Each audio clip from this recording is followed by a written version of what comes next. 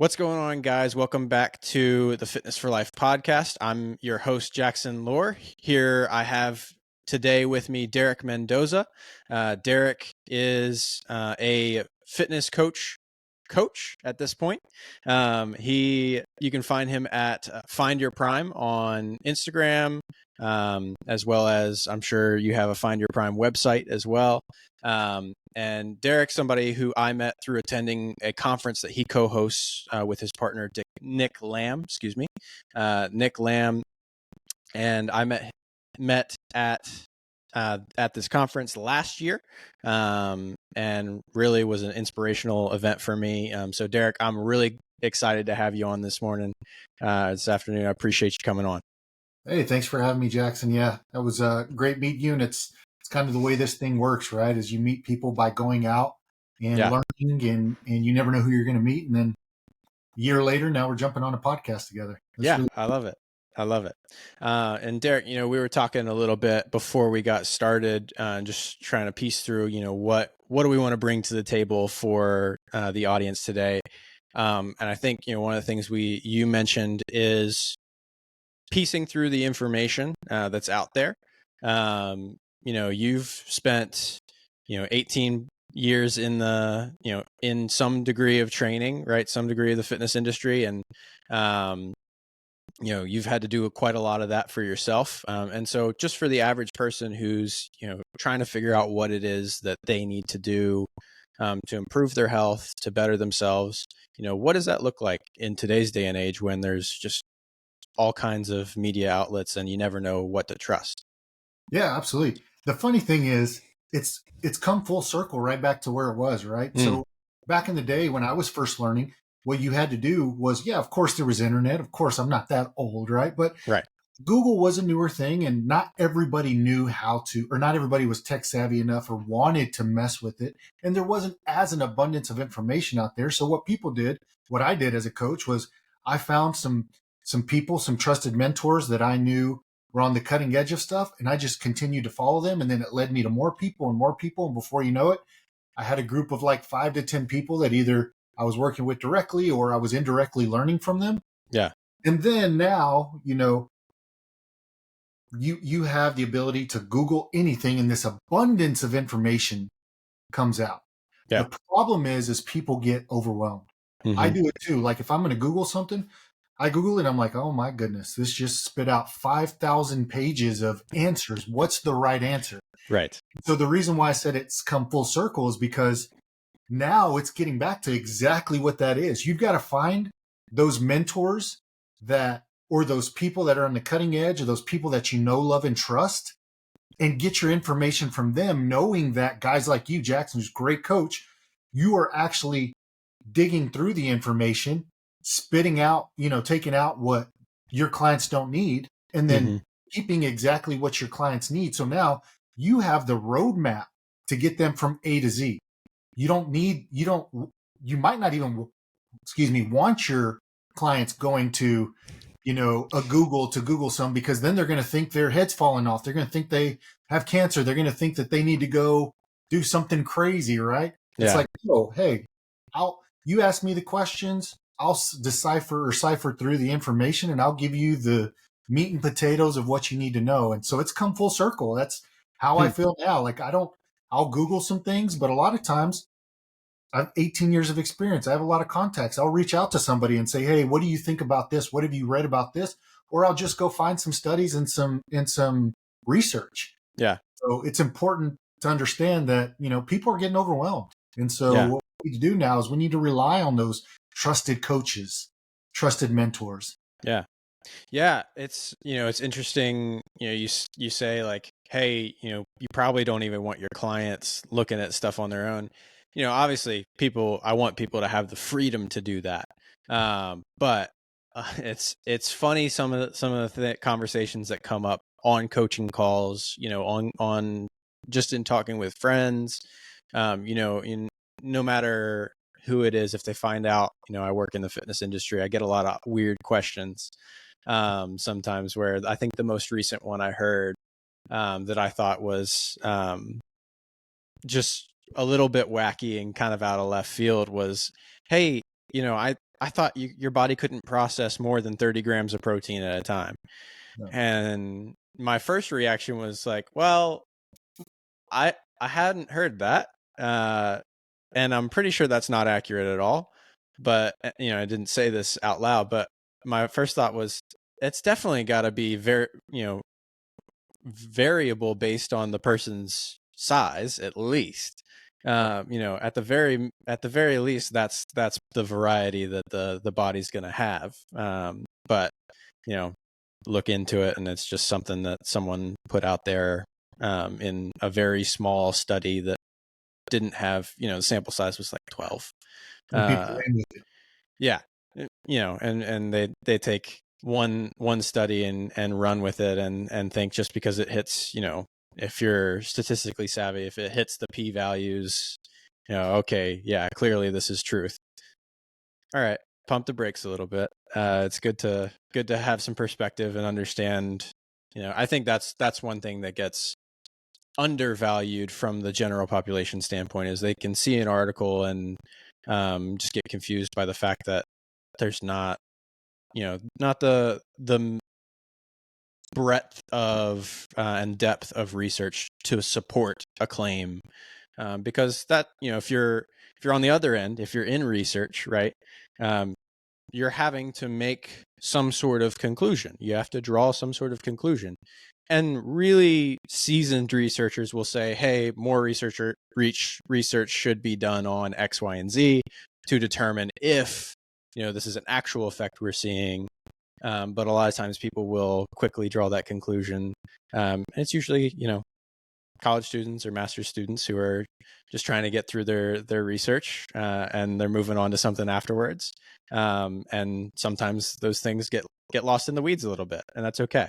That's why, like you said, people like us are here to kind of piece through it, and help people understand what the truth of it is. Yeah, and that's also why it's important to understand that that's a big responsibility, right? Yeah. And also, along with that, it's okay to say, I don't know. Yeah. It took me a lot of, like you said, I've been in the game 18 plus years. It took me at least over a decade to get to the point where I was comfortable saying, I don't know, but I'll find out for you, right? Yeah. Because it was a big ego strike to me. It's like, oh, I don't know this thing. It's like, you can't know everything. Yeah.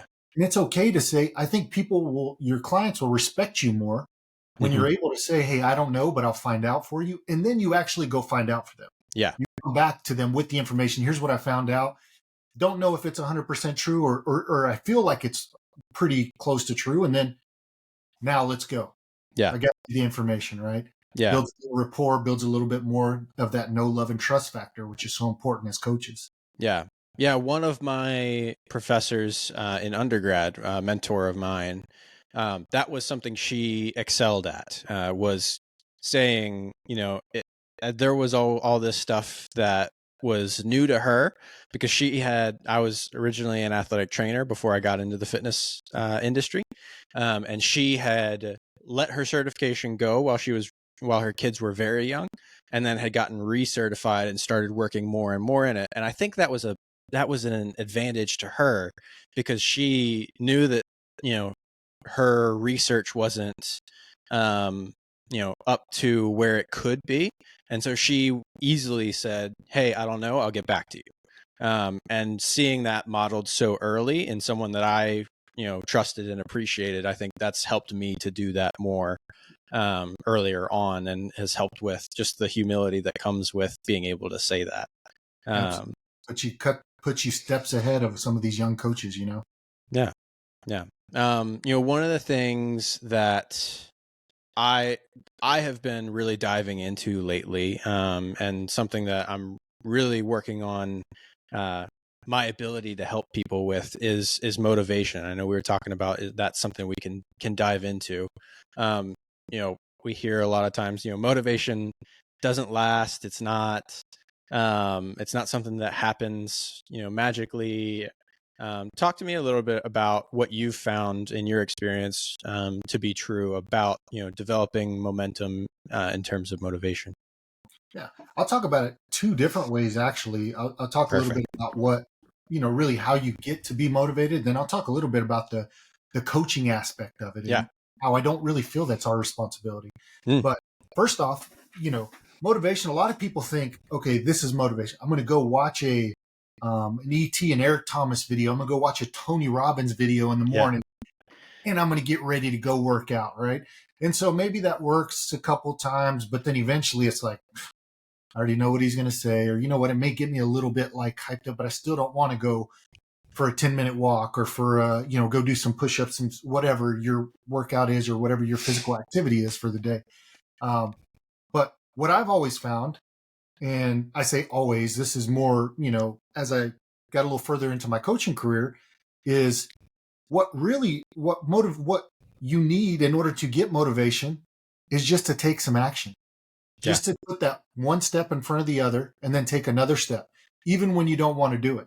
Mm-hmm. And you do that enough times, what you find is, okay, I put action in and now I'm feeling more motivated because I have some momentum. Momentum is a beautiful thing. Yeah. You know this with your clients. Like the first day kind of sucks for you and them, right? The second day sucks less. Before you know it, you're a couple months down the road and it's like, from your client's perspective, it's like, oh, this is so much better. It's so much more easier. My body's responding better. These aren't just new movements or that 10-minute walk isn't as hard anymore, whatever the case may be. Yeah. Now I'm more motivated because I took action and I'm sucking less every time. Yeah. And so that's how I feel about getting motivated, right? The whole getting motivated. Just put some action into it and you'll eventually be motivated enough to be like, oh man, I actually kind of like this. Or even if I don't feel like I like it as much, I know like I get the feelings after. I love that feeling of after a workout, right? Yeah. But before you move on to kind of that second component, because I think you hit on something really valuable, is just if you can take action, even a small action. And I think that's what's overlooked sometimes is you don't have to go do your whole, hour-long workout. One of the things that I've found can be helpful is, I like to start my clients' workouts with, a kind of a dynamic workout or warm up. And even, if I have clients who are struggling with their motivation, I'll tell them, hey, go do your warm up. Or if somebody is coming to me fresh and they're not one of my clients, I say, most people have the time and the energy to get through 5 toe touches, right? It's a little bit of movement. It's, good to extend the spine, work on, just something that gets you one step in the right direction.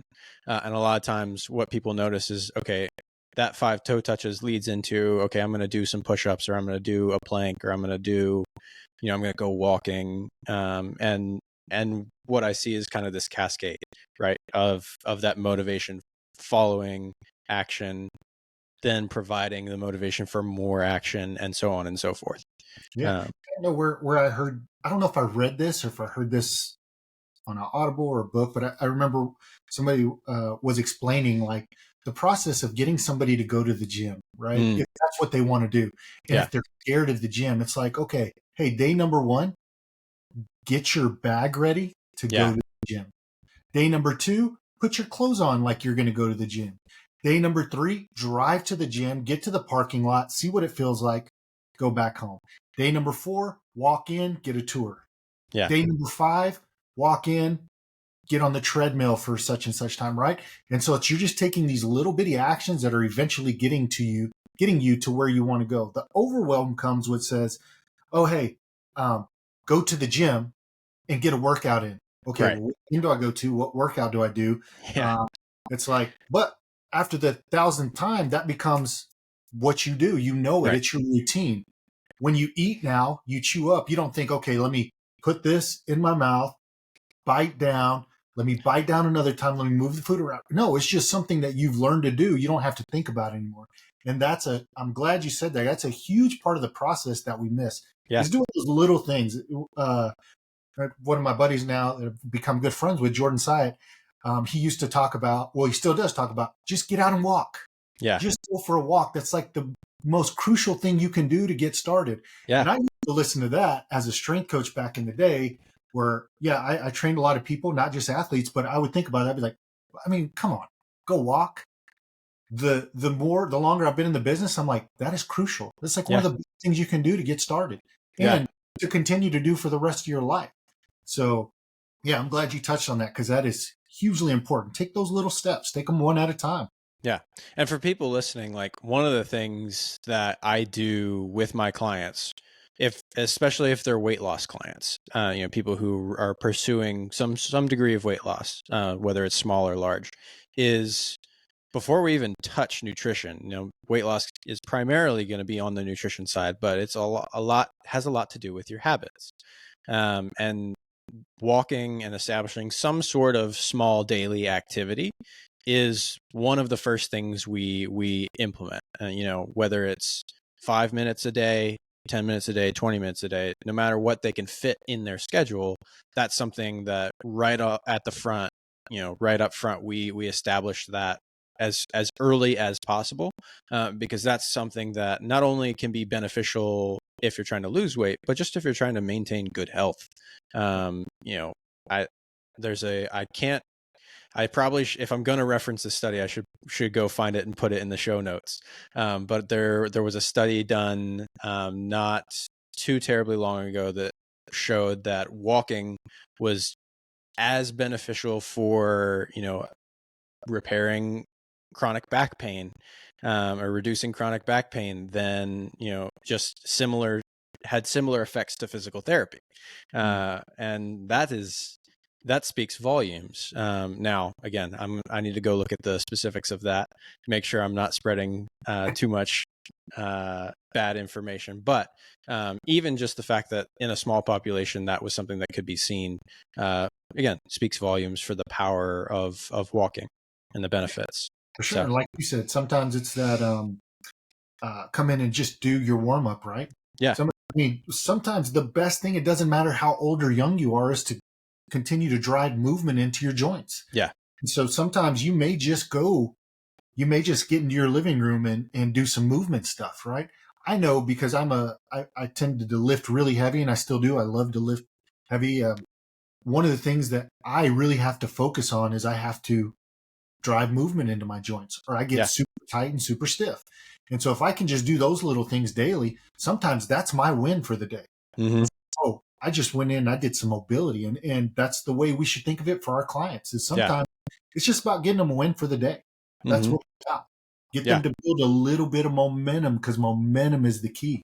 yeah, yeah. And that's one of the things, especially when it comes to like mental health. I have a number of clients who've sought me out as a result of either poor mental health or it's impacted, our training sessions. And so, one of my clients came to me actually this week. It's one of the few clients I have who's in person. And she said, "Hey, I'm just, I'm struggling a little bit. I don't know if I don't know if I have a full workout in me." I said, "That's fine. We've been working on this one lift in particular for a while, had been working, overcoming some joint pain, joint stiffness, from, previous surgeries and that sort of thing. I just had her, basically I had her do a max, trap bar deadlift, because I wanted to show her that she was capable of lifting over 100 pounds, even on an off day. And so this was her first time doing something like that. And she was able to do it 3 times, pretty quick succession. And, right from there, we did that and like one other exercise. I think it was med ball slams because I like to use those for stress relief.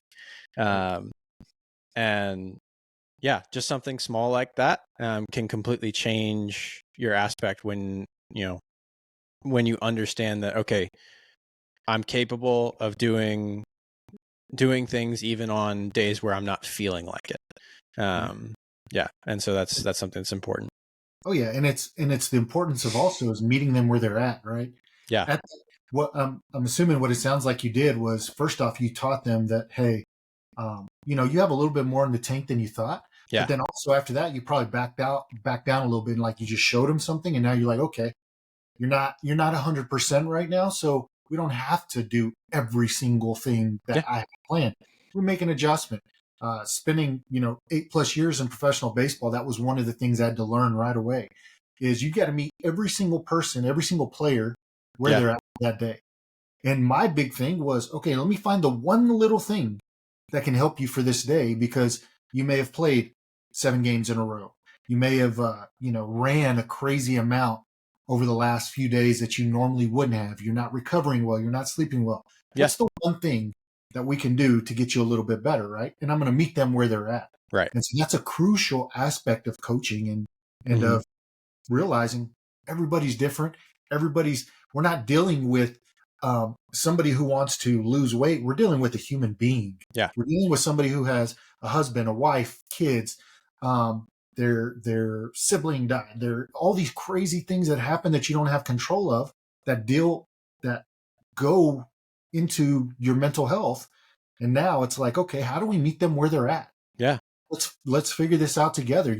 That's our job as coaches, right? We're taking them on a journey, but we're also helping them get around roadblocks. We're also helping them to see some of those roadblocks before they even get there, and building that bridge before they fall down that cliff, right? Yeah, absolutely.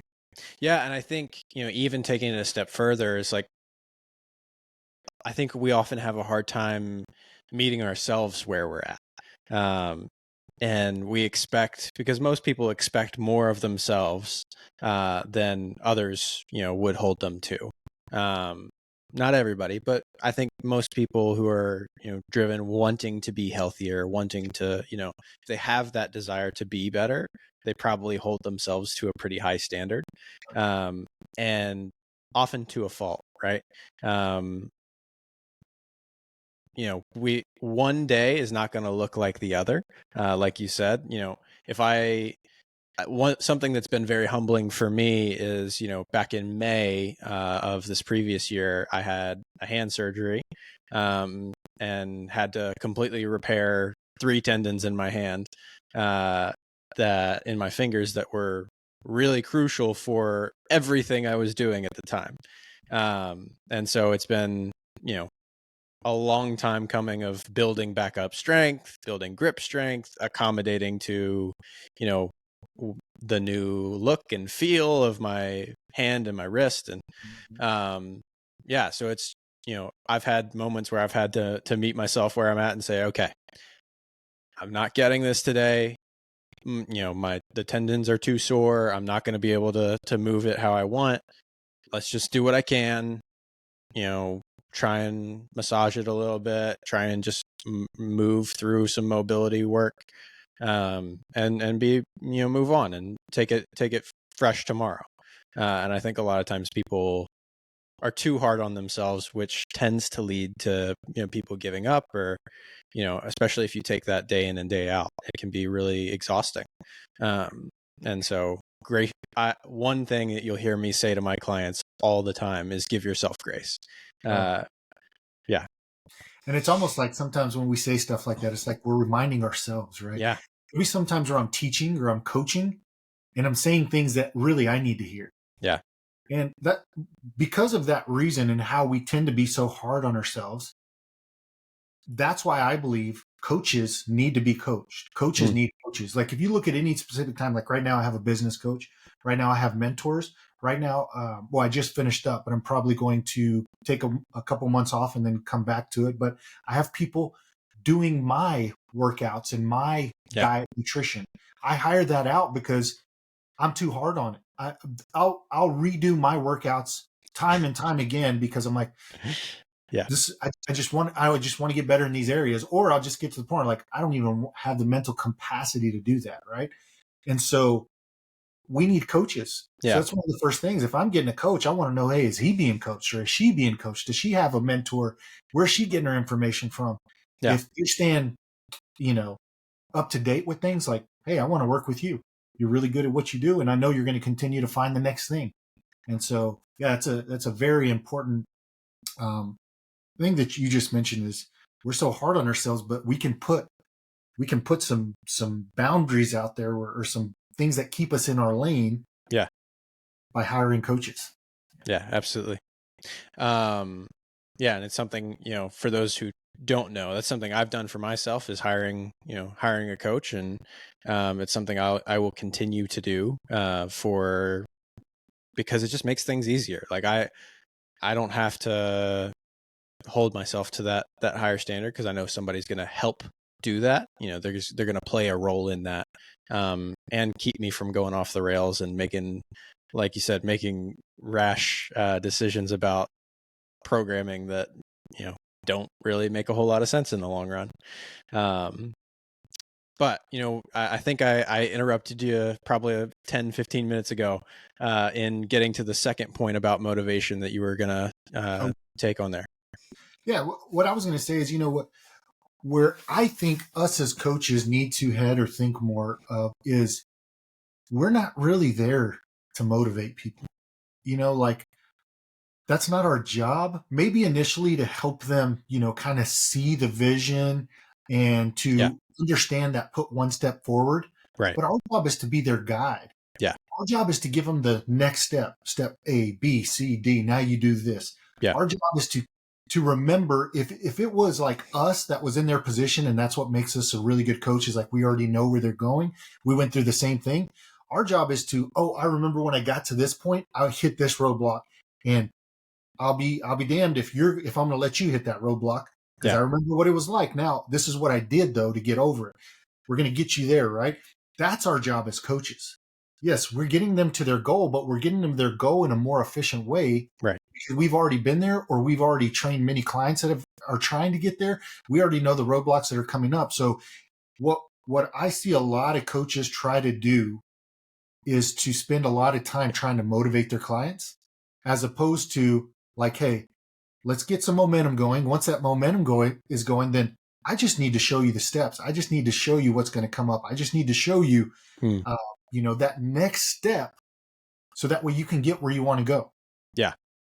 Yeah. And I think that's something that's really valuable for people to understand is, the people who are going to be successful, are people who already have some sense of purpose. And like you said, crafting the vision for that is kind of where, people like you and I come in, and is saying, hey, this is, what you want to do, what you want to achieve. Let me show you, step A, B, and C to get there. And that's actually a conversation I had with somebody I've worked with for quite some time. Had a conversation recently that, they were struggling with motivation, were wondering when I was going to step in to help them with that.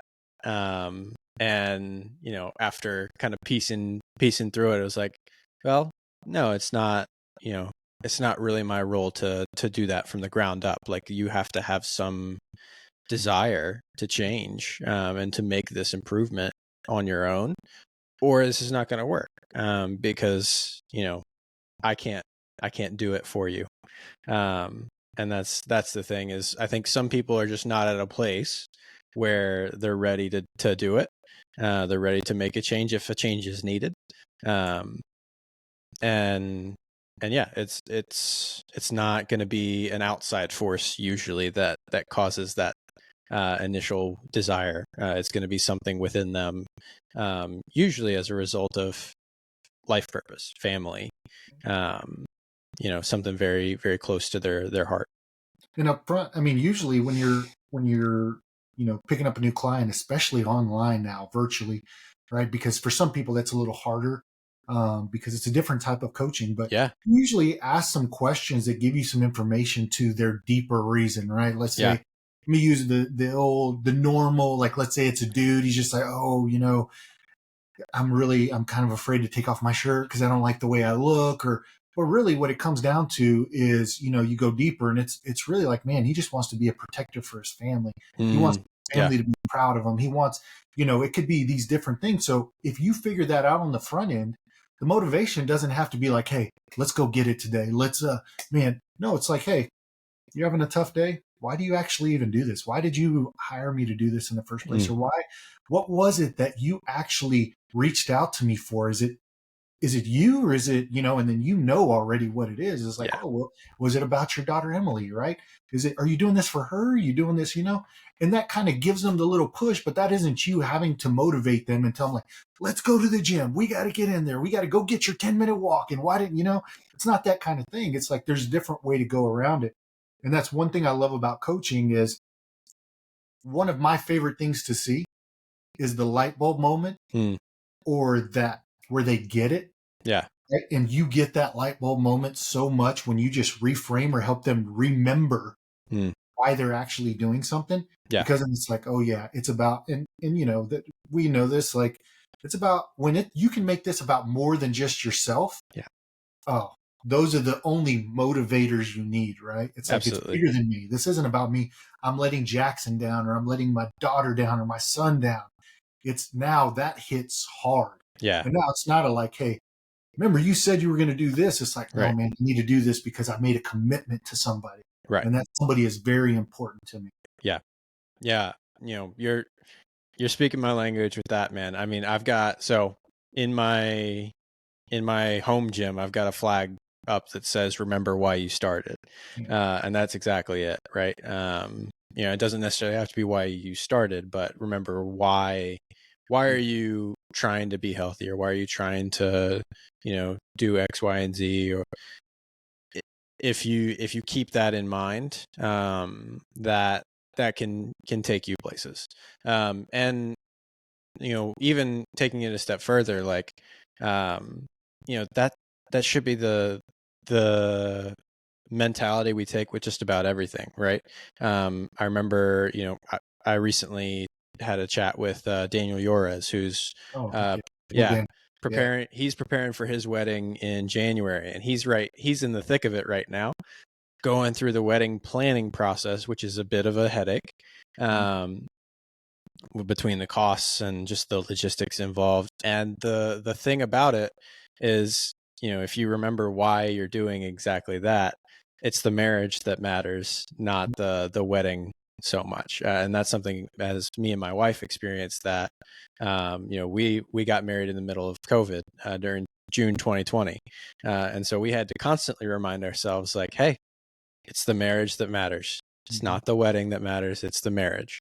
And so in a lot of aspects, remembering why, what your purpose is in doing that can provide, I would say, not only motivation, but peace around, what it is you're doing and why.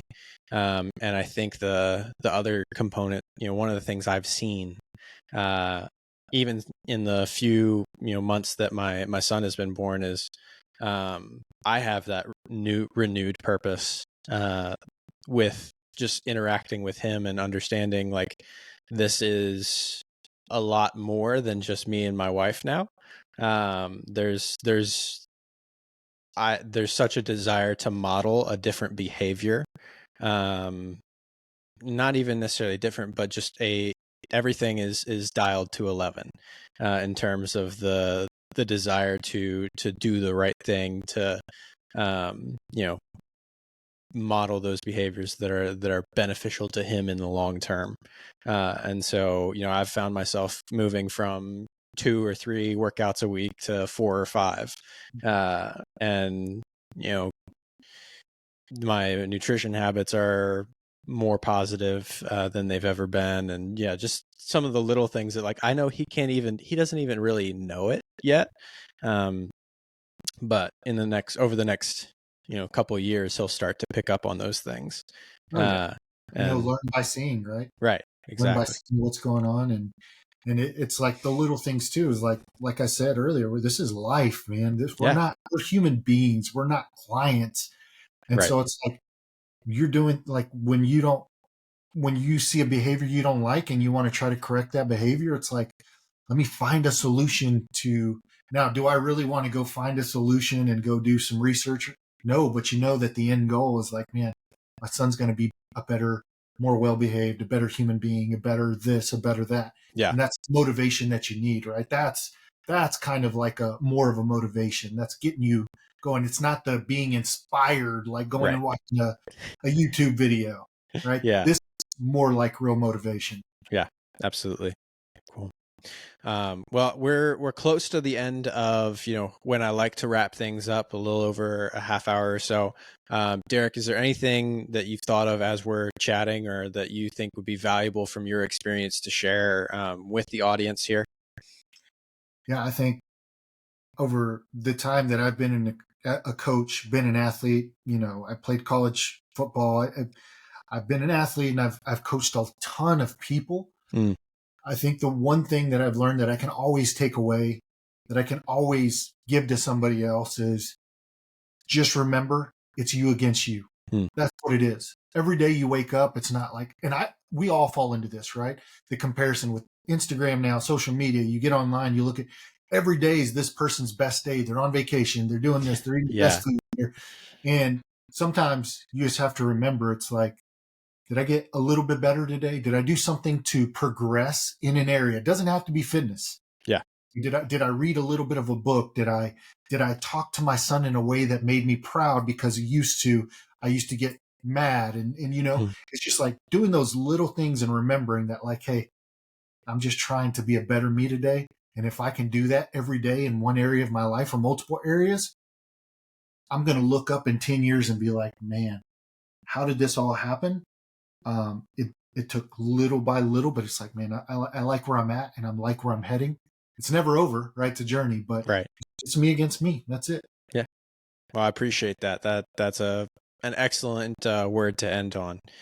Derek, if people are looking for you, where can they find you?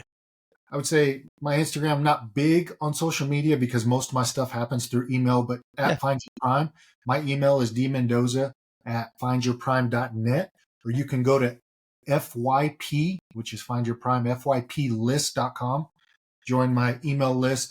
There's some freebies on there, I believe still. I'm changing some things around, testing some stuff, but also, yeah, that's a way you can connect with me better through email. Perfect. Hey, I appreciate you coming on. Loved having the conversation. Maybe we'll do it again sometime. Absolutely. Thanks for having me.